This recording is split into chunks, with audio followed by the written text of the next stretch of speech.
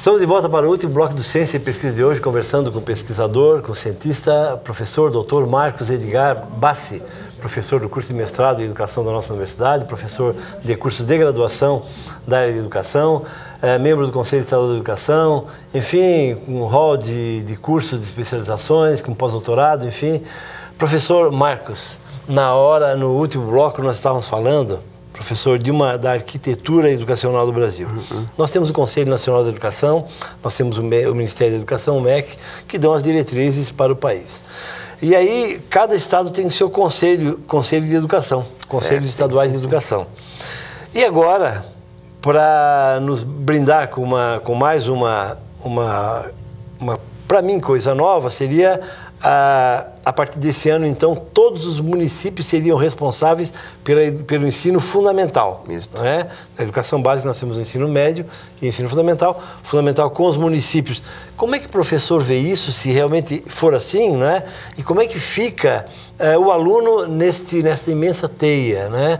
Com várias formas de diretrizes, de gestão, que são múltiplas efetivamente. Hoje isso é importante, porque o que você está dizendo aqui é o que tem sido dito muito sobre a municipalização do ensino fundamental, que é o tema que está voltando com força, já vinha no governo passado, no governo estadual passado, e volta com força agora junto nesse contexto da greve dos professores. Bom, para começar é bom dizer o seguinte, que a atuação na educação básica é educação infantil, creche pré-escola, ensino fundamental e ensino médio, e depois você tem a educação superior, né, são duas grandes etapas, vamos dizer assim, elas têm definições no âmbito dos governos, né? O governo federal, a União, é responsável pelo sistema de ensino, do seu sistema de ensino, que é o ensino superior, basicamente, mas ela é responsável pela política nacional, em última instância, né? Para a educação básica também.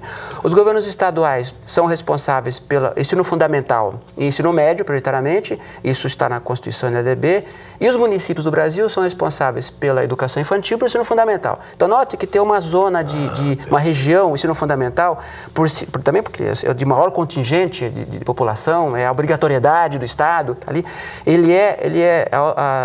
tanto a Constituição Nacional quanto a Lei de Diretrizes e Bases determinam que estados e municípios têm que compartilhar a oferta do ensino fundamental. Essa responsabilidade, né? Ainda que a legislação possa estar indicando desde 88 uma tendência à municipalização, não é obrigação do município, ou não tem política efetiva que vai remeter aos municípios a única responsabilidade pelo ensino fundamental. Não, ele é compartilhado no Estado e município. Para que o Estado diga assim, ó, lavo minhas mãos, agora é com vocês. De jeito nenhum. Perfeito. Não, ele tem que compartilhar. O que não está claro nessa discussão é uma gestão, a gente chama de regime de colaboração, de oferta do ensino fundamental. Os dois têm que atuar. Claro que são, em Santa Catarina, 293 municípios, no Brasil, sim, mais de 5.500. Então, cada governo estadual teria que atuar com seus municípios para oferecer, em regime de colaboração, o ensino fundamental. Perfeito. Né? E essa discussão não é muito clara, porque tem uma dimensão política aí, né? Você tem um partido político no governo estadual, vários partidos, e isso cria algumas tensões, né? Não só passa pela educação, também por outras áreas, né? Mas na educação em particular, o que se discute hoje parece que o Estado quer empurrar para os municípios o ensino fundamental, quando também ele é responsável pelo ensino fundamental. Perfeito. O que está em jogo aí, Gilson, é uma questão de financiamento, que é uma discussão para outro momento também. Certo. Mas na discussão do financiamento, a gente teria que discutir a questão do peso tributário, né?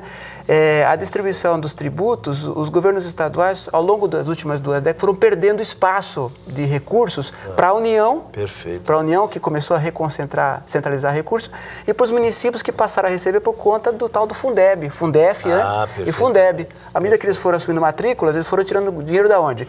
Da Receita Estadual. E os estados foram encolhendo, né? Por isso eles querem de certa forma repassar todo. Porque não ficar com o ônus do investimento da educação em ensino fundamental. E por que faria isso, então? Por que o governo tem interesse em fazer isso? Porque ele vai repassar a matrícula e uma parte do dinheiro, não todo o dinheiro, Porque o custo de manutenção do ensino fundamental é mais elevado do que o recurso que é repassado. Então, se ele repassa a matrícula e repassa, uma parte do dinheiro volta para o seu caixa limpo para...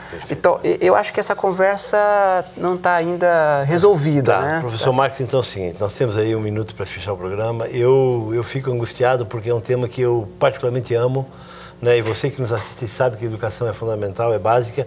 Eu queria convidá-lo para que você possa voltar aqui proximamente, né? Em 30 dias no máximo, para que a gente possa conversar mais sobre isso e conversar sobre o Fundeb. Pode ser que é o Fundo Nacional da Educação Básica. Isso. Eu deixo então nesse momento, professor Marcos, as câmeras e os microfones da Unisul TV, do Ciência e Pesquisa, para a sua fala final. Muito obrigado, obrigado também a oportunidade de falar sobre as temáticas que eu já desde quando você citou no mestrado que eu venho estudando, né? E é a oportunidade de popularizar um assunto que fica restrito não só à universidade, mas também ao âmbito dos governos, né? Exato. A população partilha pouco disso e não sabe que em torno disso está o seu direito à educação. Exato. Né? E a discussão do recurso, ele é do dinheiro, que também é nosso, porque são tributos, né? Nós pagamos tributos, é recolhido, o Estado monta o seu caixa e vai fazer a política pública. São as duas faces do nosso interesse, nosso direito e o recurso que o Estado gerencia para isso. Fico à disposição para falar sobre isso e gostaria para que a população tivesse mais informação. Seria uma grande contribuição da minha parte, que recebi todo o dinheiro para ser formado. Professor, muito obrigado. Eu lhe garanto, então, eu garanto a você que nos assiste que proximamente você vai estar de volta no Ciência e Pesquisa, pode ser? Claro.